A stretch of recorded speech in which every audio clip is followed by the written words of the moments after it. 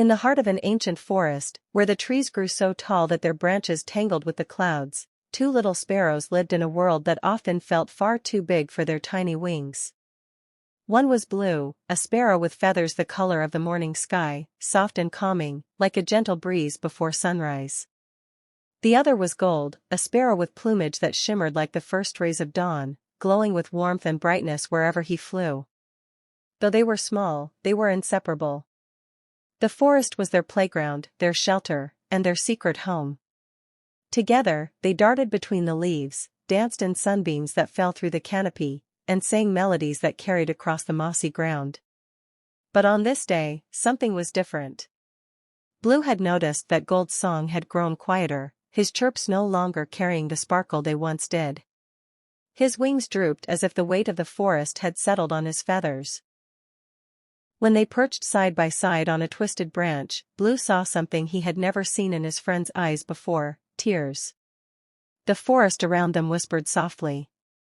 Leaves rustled like the voices of old spirits, and the shafts of sunlight that usually painted the ground in bright patterns seemed dimmer, almost hesitant.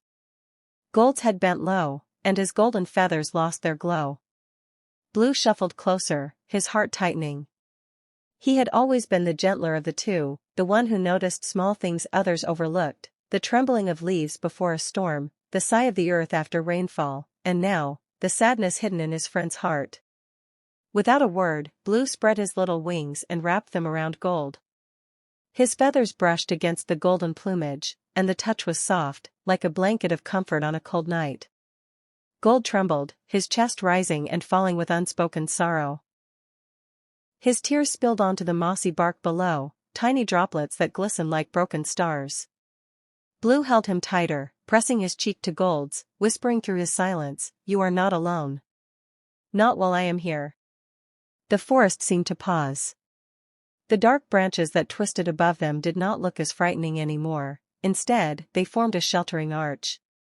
The shadows on the forest floor softened, and a golden glow, faint but steady, began to pierce through the canopy. It was as if the forest itself recognized their pain and wrapped them in its own embrace. For the first time in days, Gold allowed himself to lean into the hug. His sorrow spilled freely, but with every tear, the burden grew lighter. He had thought his sadness would push his friend away, but Blue's gentle gaze and steady wings reminded him of something he had almost forgotten. That true friendship was not about flying high together only in the sunlight, but about holding each other steady when the skies turned dark.